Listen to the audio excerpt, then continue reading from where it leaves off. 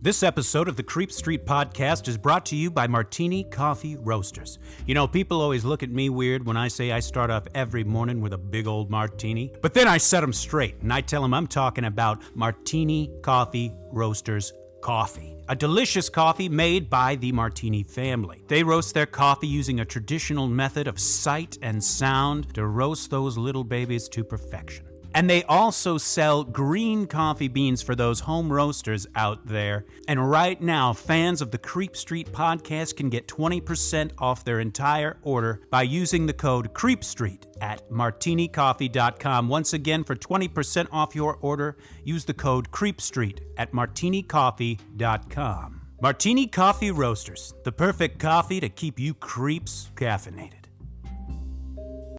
You've taken a wrong turn down Creep Street.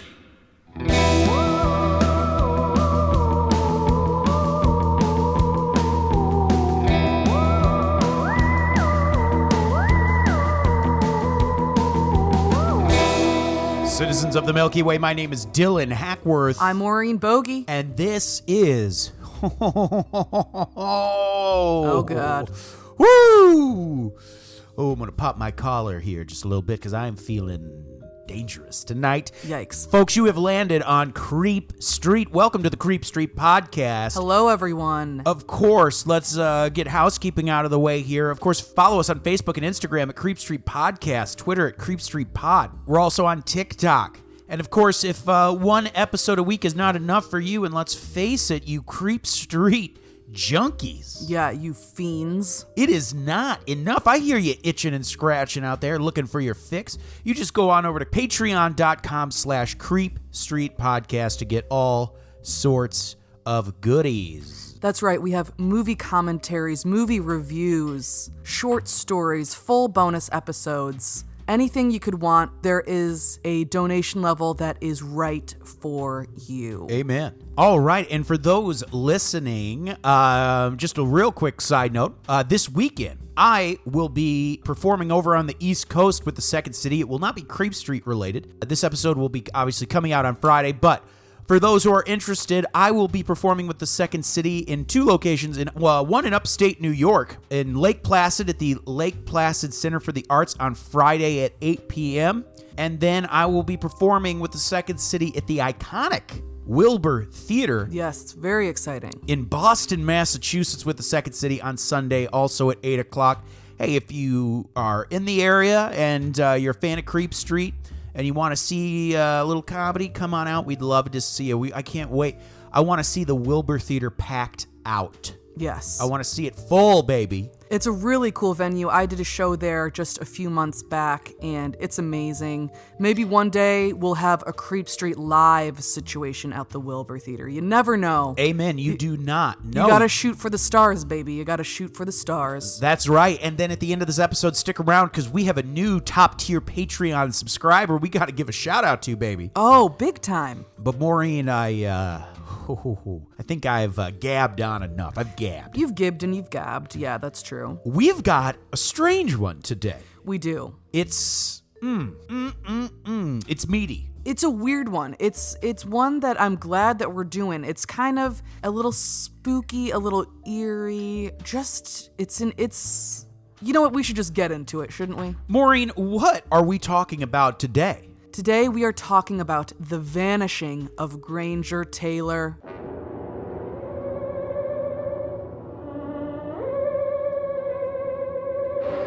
Ooh, mama. And I'll tell you what, as fascinating and mysterious as his vanishing was, yes, he was a mysterious and interesting person on his own. Oh, yeah. I can't wait to dissect this with you, and I'm so glad you've done all this research. Maureen,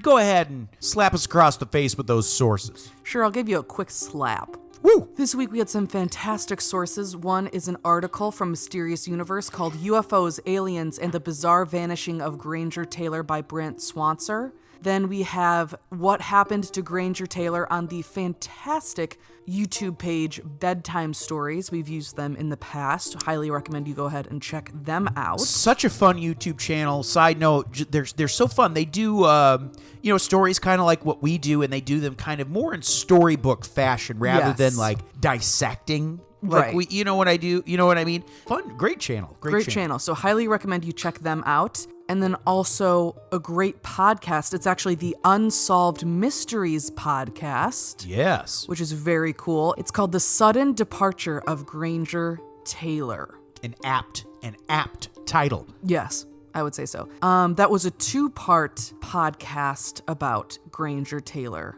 Once again, recommend you check that out, or you just check out the Unsolved Mysteries podcast in general. They go into some stories that they haven't done on the main show. It's a good time. I recommend you check it out. They have some good Absolutely. interviews on there. It's great. Absolutely. But let's dive into today's story. Granger Taylor. First of all, what a great name. What a cool name. Granger Taylor. And we're going north again to Canada. We just can't get enough of the damn place. Because Valley of the Headless Men was Canada. So this is our second Canadian episode in September. We just love it. And we genuinely do love Canada. Oh, we do. And this is genuinely considered as interesting and as widely known as it is here. It's an even bigger deal, I guess, there. It's Right. For Canadian citizens, it's kind of one of the most mysterious disappearances in Canadian history, really. Right, It's a right. fascinating tale. It's interesting. So Granger Taylor was born on October 7th, 1948 on Vancouver Island in Canada.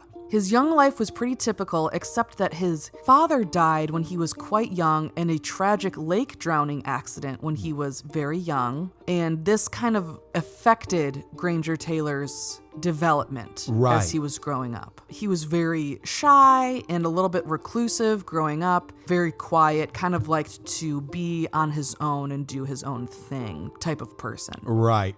But his mother remarried not long after, and he became extremely close with his new stepfather and step-siblings, and even called his new stepfather Dad, took his stepfather's last name. You know, they became all very, very close. Absolutely. This is a shout out to the step family members that don't suck ass. Yeah. So yeah, he had 7 brothers and sisters total, and he was close with them, especially one of his sisters, Grace, who went by the name Gay. That was her nickname. They were especially close. They would spend the summers swimming together, and they just were a big ol' happy family, even though they had this tragic event happen to the family, and that even though Granger was very reclusive and still kept to himself. Right. Now, something that's a little bit surprising when you learn more about Granger Taylor as we go forward is that he actually dropped out of school when he was in 8th grade. Oh, wow. I did not know that. Yes. I wonder how his parents let him do that. That's kind of a bold move there Absolutely. to drop out of school in 8th grade. Or year 8, I think maybe they call it. Oh, up yeah. They there. call it like year 8. Yeah, I think maybe. But he did it because he wanted to pursue his hobby as a mechanic. He loved tinkering around with machinery and rebuilding things. He was actually really, really good at it. When he was 12 years old, he basically built a 1-cylinder car by himself from scratch. How old? 12. Good God. Yes. Like a functioning car. So this guy clearly had gifts. Yes. He clearly had it, was a savant in some ways. He clearly was very bright in certain avenues. Yes, absolutely. A little later on, he made a bulldozer by himself, and he used it to help out his own family and his neighbors. He grew up on, I think, a 21-acre farm, I believe. So he used this bulldozer to help out with the farm and help out with his neighbors' farms. This sounds like a Nickelodeon cartoon. This It sounds kinda like does. where a kid is a genius. It sounds like Jimmy Yeah. Neutron or like Dexter's Lab, where it's like the kid is just a fucking genius. Yeah. It sounds like it sounds like a Cartoon Network cartoon. Yes, it really does sound like In that. a good way. I'm not obviously slandered. That's incredible. Oh, yeah. I did not know about the 12-year. I knew about some things he did that you'll discuss later, but I did not know about when he was 12, he built a car. That's fucking insane. Oh, yeah. And then a bulldozer? Built a bulldozer. He also built a train. He found an abandoned locomotive out in the woods. Okay, which I don't really understand. That wasn't like a freaky thing. That was like, I'm sure there was a track out there. I think it was because of the logging industry. Yeah. Just a quick shout out to our Patreon. You did an episode, told this story in our Patreon a while back about people finding staircases in the woods. Oh my God, so creepy. And when I said it just now, this did make it sound like it was something like that, like a really weird thing, finding a train in the woods. But it was because of logging. Right. It made sense why it was out there. Right. It was probably a decommissioned train that they kind of have like a graveyard. They call it like a graveyard where they have like old train cars. Right, and stuff. right. Okay. That makes sense. But he was able to completely rehab it, and it was a functioning train that he had track built on his property, on the family property, and it would just go back and forth, and he would take children on it in the area and things like that, and it was just really cool. Holy crap. Something he was really known for, an especially impressive achievement, was he rebuilt a World War II P-40 Kitty Hawk, which is an airplane. Yeah, that's the one I had heard about. And that's why. How old was he when he did this? I don't know how old he was when he did that, but he was a young adult, I think. But he sold it, right? Yeah. Mm-hmm. Didn't he make like 20 G's or something? I think so, yeah. Good for him. Yeah. Wow. Crazy. It's like an incredible feat to be able to do that. And he did it basically using like scrap metal. Right. And that's what we're essentially laying the foundation is this dude was an impressive guy. Some people even did think that he was like a genius, like a true genius. Yeah. Who knows? He might very well have been. But a lot of people in the town kind of thought he was very strange, though, at the same time. Kind of one of those things where the people that knew him, loved him, thought he was great. And then the people that didn't know him thought he was kind of weird and maybe even a little simple, even though he was achieving all of these amazing things. That's wild. Yeah. I think that just goes to the fact that people, if you don't understand someone, oftentimes people just shit on them. Very true. Which we don't like. We don't like that here at Creep Street. Don't like it. Won't stand for it. Not in this house. But in the 1970s, Granger set his sights on something even higher than an airplane. He started to become incredibly interested in UFOs, and he even built his own spaceship. Now, obviously, it wasn't like a functioning spaceship, but it looked like a spaceship. It kind of looked like one of those things that lands on the moon. Oh, okay. I see what you mean. I don't know what they call them, but yeah, like the thing that they actually land with. Right. Yeah, I don't know what they're called. I don't know what that's called. If you know what that's called, reach out to us. Let us know what it is, because we don't. Right, but right. I think you guys know probably what we're talking about. I can see the image of it in my head. Right. I just don't know what it's called. Yeah.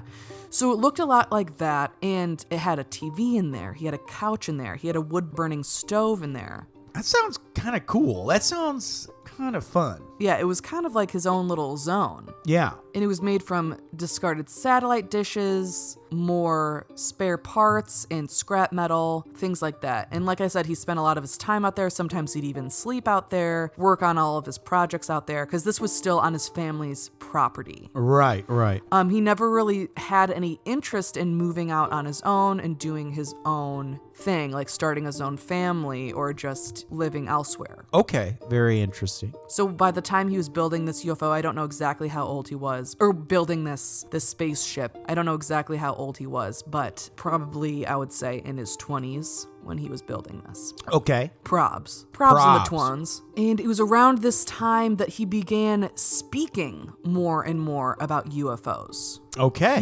He would talk about it to anyone that would listen. Right, He was fascinated with how UFOs worked, how they could fly, fascinated in alien life forms outside of the Earth. He just believed that just based on pure chance, there are so many planets in the universe and so many galaxies, so many. Oh yeah. Right. It's in so many suns. I can't remember what they call it. I don't know if it's Fermi's paradox. I can't remember what it's called, but it's I don't know. That Fermi's paradox might be something totally different. But yeah, the idea that because as far as we know, space might be infinite with just trillions of mathematically, there has to be something out there. Right. And he was a big believer in that. He was a big fan of Carl Sagan and all these guys, and so all these peeps. I bet if he was still with us today, he'd be a fan of George Knapp, Jeremy Corbell, right, and Tom DeLonge. I mean, maybe. Let's get Tom DeLonge on this podcast. Okay. Now, one person that Granger was in close contact with was a kid named Robert Keller. Robert Keller's dad worked with Granger Taylor in some capacity. And Robert Keller himself dropped out of school when he was about in 8th grade, around there. Right. Granger Taylor got wind of this and said, hey, Robert, what are you doing if you're dropped out of school? And Robert was like, just kind of walking around. And Didn't really have a plan. Exactly. And Granger was like, listen, I'm going to take you under my damn wing, and I'm going to show you the ropes of fixing shit and whatnot. So he kind of became a mentor for this kid, Robert Keller, and they actually became very good friends as well as time went on. But Robert Keller and Granger Taylor would talk for hours and hours and hours about all of this stuff, about UFOs, about aliens, about space, all of this stuff.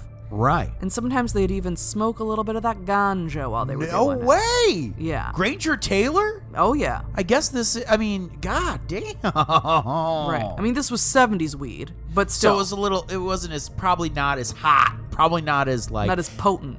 Now, Granger started to tell Robert some things that were quite interesting.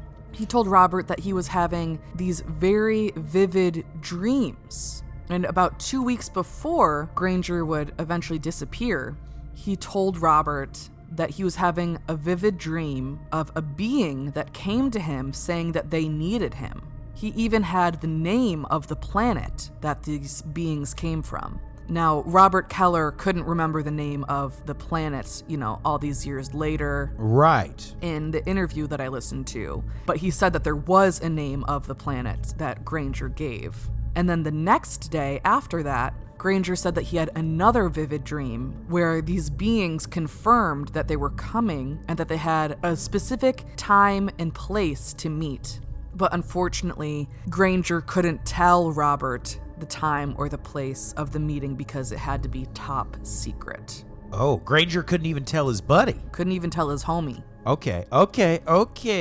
But he said that these beings from another planet needed his abilities, his strengths.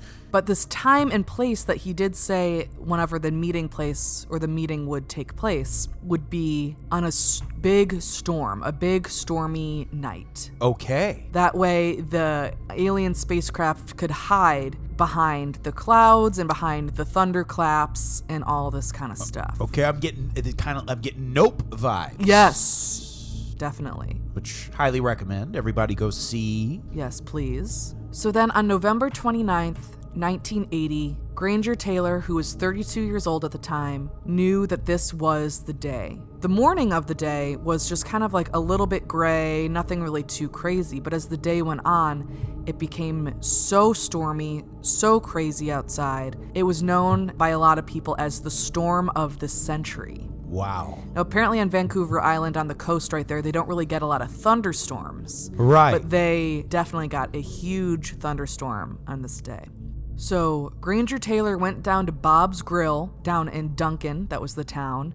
He was wearing a brown knit sweater and blue jeans and left the local diner where he frequented. He left there at about 6:30 p.m., but one of the workers there noticed that he didn't have his winter coat on. And this was very strange, especially considering the weather outside. Absolutely. He went over to Robert's house to let him know where he was going and that it was time, and said that he would be gone for 42 months.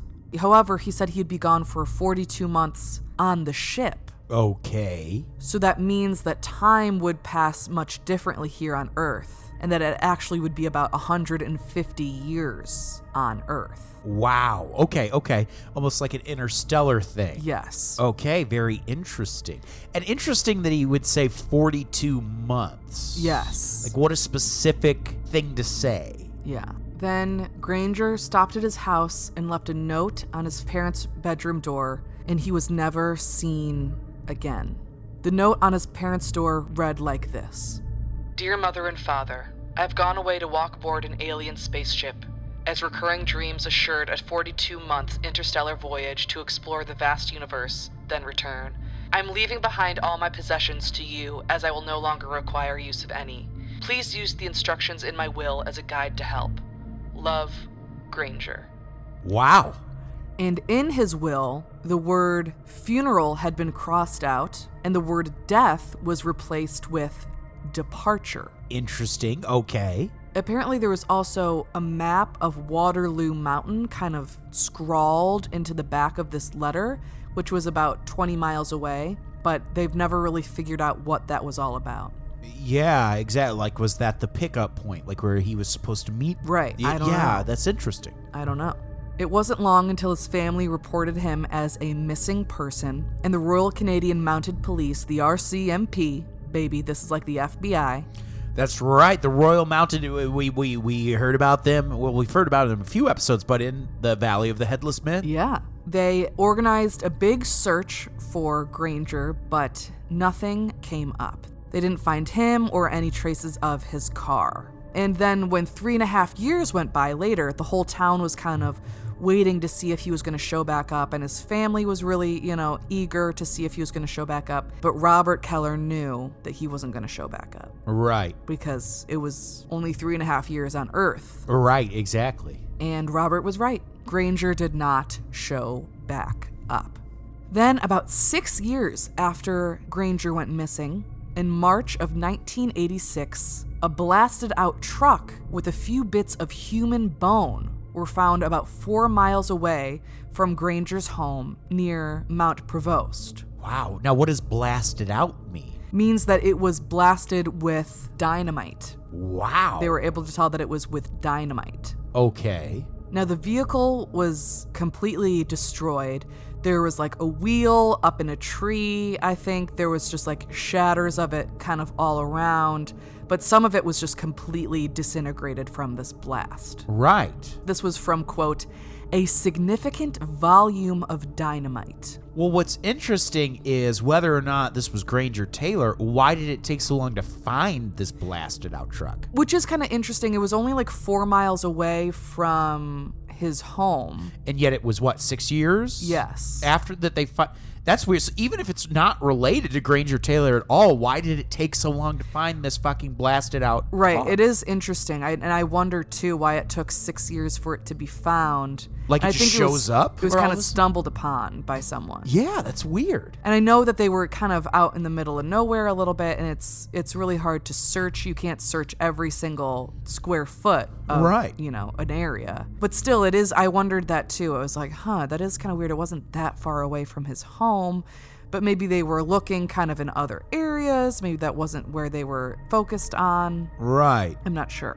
But when this car blowout was found, the police were called. They were able to confirm via the vehicle identification number that this was Taylor's Datsun pickup. Huh. However, they kept referring to it as a blue car when his car was like Pepto-Bismol pink. Okay, first of all, that's it. You rarely see cars like that, but why would they Yes. keep calling it blue? Yeah. And it's possible because it was registered as a blue car, but he and Robert Keller painted it pink. Oh, okay, that makes sense because it's hard to find like an already painted car. Right. Pink, you know what I mean? Totally, yeah. So maybe that's why they're referring to it as a blue car, because it was registered as a blue car. But still, it is kind of strange that it wasn't blue. Okay. So I'm not quite sure what was going on there.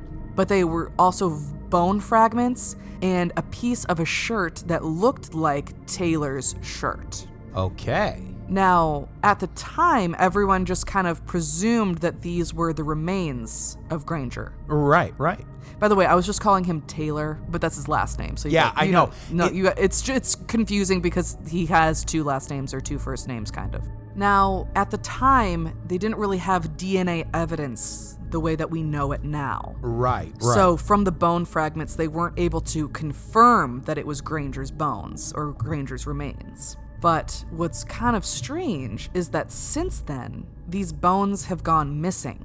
So you would think that they would be able to test the bones now Yeah. to see whose bones they were, or if they matched a family member, or at least they could tell if it was a female bone or a male bone, Yeah. but the bones have gone missing. That's weird. Which is weird, and we've talked about this many times. I mean, this happened in the D.B. Cooper case, where they lost some evidence there. I mean, evidence does get lost. It happens. Right. But with human remains, you would think that once they were if the Mounties felt like they were done with the damn stuff, Right. they would return it to the family to say, like, if the family wanted to do a proper burial, Right. or something like that. But no, the bones were just completely lost. Right, right. So this is kind of strange. But nevertheless, he was declared dead. Huh. But a lot of people don't think that this is enough evidence, or they don't think that this is enough of something. They just think this is weird. Just doesn't add up. Doesn't quite add up. Something's not quite right here. Now, some people say that they think that Granger just committed suicide, that he, had trouble connecting with people, and he just felt very alone and unfortunately committed suicide. Right. Or maybe he committed suicide thinking that was how he joined. Yes. Kind of like a Heaven's Gate, which we haven't covered yet, but like how they felt like they needed to commit suicide to be able to join Exactly. these alien beings. Yes. And I thought the same thing too. I wondered if maybe that was a possibility. However, Robert Keller, his friend, said that Granger would never commit suicide. He was very against suicide. However, unless if this was a way he thought this is how he was going to get to the aliens, I could see that because he didn't really think of it as suicide. Right. Some people think that maybe this was just an accidental death, that Granger had the dynamite in his truck and it accidentally caused an explosion when he wasn't expecting it, and he perished in the explosion. Right. Now, Robert Keller says that he believes that he saw dynamite still in Robert's spaceship that he had built after the disappearance. Okay. So that he wouldn't have had dynamite, because if you buy dynamite, there's like a record of you buying dynamite. You can't just like buy it. Right. Okay. And there was no one came forward and said, we have a record of Granger Taylor buying dynamite. Interesting. Okay. So, not so sure there. But maybe there was dynamite elsewhere on the farm that his family used, because Granger would use dynamite sometimes to blow out tree trunks. Oh, okay. Very interesting. So he was familiar, and that's another thing that Robert Keller says, that he was so familiar with dynamite, he wouldn't make a mistake like this. Exactly. Okay. But maybe he did. Right. Mistakes happen, accidents happen, and maybe that is exactly what happened. He had dynamite with him, Right. but made a mistake. And Robert Keller actually has this to say about the matter. He was too smart to have an accident up on the mountain. There's no way. He knew how to handle explosives. He was basically an expert. So when it came to safety, that was his number one priority. It doesn't work with me. He wouldn't have had an accident, and he wouldn't have done it on purpose. The police said it was a blue truck, but his truck was Pepto-Bismol pink. I helped him paint it with my buddy Darren. What they found on the mountain was not Granger's truck. They have no actual idea if it was Granger's bones or not. Granger was the most intelligent, down-to-earth, wise man that I've ever met in my life. He wasn't a nut. He was a very, very intelligent guy who carried on with his life normally. But after you say spaceman, then all of a sudden he becomes a nut. Now, another theory that has come up has been that either the CIA or a similar type of organization reached out to Granger and got him away. Okay, so secretly, took him away, and this he knew alien too much. thing was just no. Maybe they just like brought him in. Well, maybe it was like a he knew too much thing, or maybe they brought him into the fold because he was a brilliant guy, apparently. Right. That makes sense too. Sort of like a Bob Lazar. Yes. Okay. Another theory is that maybe he moved down to South America. Apparently he knew some people in Colombia and had said that he was a fan of Colombia and was considering moving down there. I don't know how he knew these people in Colombia. I have no idea. Interesting. Very interesting. But maybe he just wanted to start a brand new life, so he faked his own death kind of thing, but, not a real death, just like faked his own disappearance. And there you have it.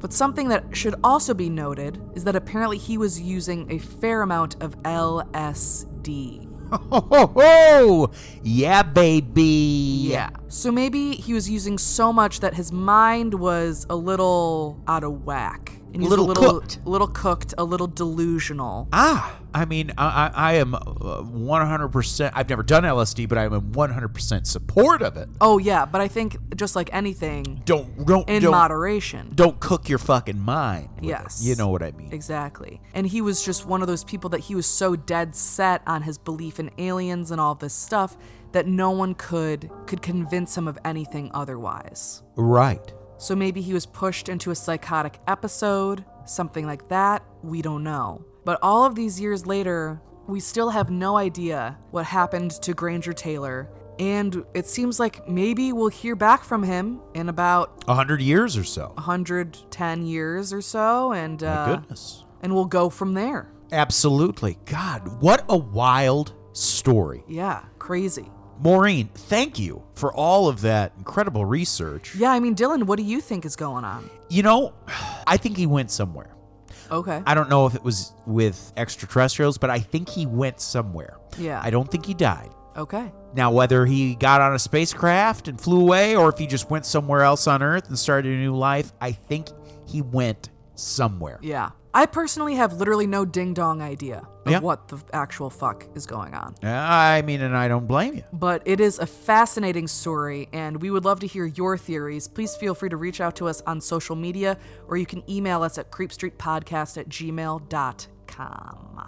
Well, folks, I got a list of names I wouldn't mind hopping in a ship with. Oh, come on. And we got a newcomer, of course. Yes, we're so excited. Folks, the names of our top-tier Patreon subscribers, of course, the Dream James Watkins, the Finished Face V.L. Lundqvist, the Madman Marcus Hall, the Vivacious Vicky McHugh, the Tenacious Teresa Hackworth, the Heartbreak Kid, Chris Hackworth, the oh-so-suave Sean Richardson, the British Bone Breaker, Bex Martin, the Notorious Nicholas Barker, the Terrifying Taylor Lashmet, the Count of Cool, Cameron Corliss, the Archduke of Attitude, Adam Archer, the Sinister Sam Kiker, the Nightmare of New Zealand, Noeline Vavilli, the Loathsome Johnny Love, the Carnivorous Kevin Bogey, the Killer Stud Carl Staub, the Firestarter Heather Carter, the Conqueror Christopher, Damian Damaris, the Awfully Awesome Annie, the Murderous Maggie Leach, the Sir of Sexy Sam Hackworth, the Evil Elizabeth Riley, Lauren Hellfire Hernandez Lopez, the Maniacal Laura Maynard, the Vicious Karen Van Buren,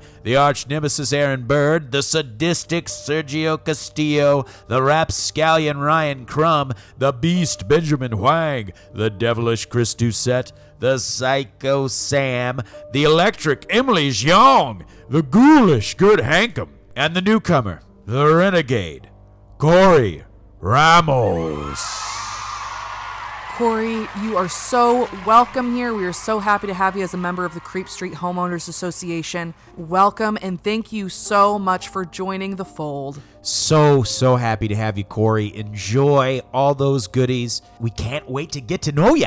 Yeah, and thank you so much to all of our Patreon subscribers. If you are interested in joining our Patreon, we have a $2 tier, a $5 tier, and a $10 tier. So there is a tier for whatever your budget may be. Right, and keep in mind, say you join the $2 tier, you also get all the things we've released from the $2 tier starting back from the beginning. So you will get, no matter what you sign at this point, because we've had a Patreon now for a while. For what, 2 years now? Yeah, I think so. You're going to have a lot of shit. No matter what tier you sign up for, you're going to have a lot of stuff. So check that out if you're interested. Of course, like, rate, subscribe. Hit us with 5 stars or a thumbs up on whatever you listen to. Shout out to our YouTube listeners. Yeah, our small but mighty community on YouTube. We love you. Thank you so much for listening. Obviously, the vast majority listen to us on Spotify, on Apple, on, I don't know, what all the other apps, but we have a strong but mighty crowd on YouTube that listen there. God bless you. I'm going to give a little shout out to the Rhode Island Truth Seeker that comments all the time on our videos. Yes, shout out to Bob Bobber. Absolutely. A lot of great folks. God bless you. We are so happy to have you. Citizens of the Milky Way, my name is Dylan Hackworth. I'm Maureen Bogey. Good night and goodbye. Goodbye.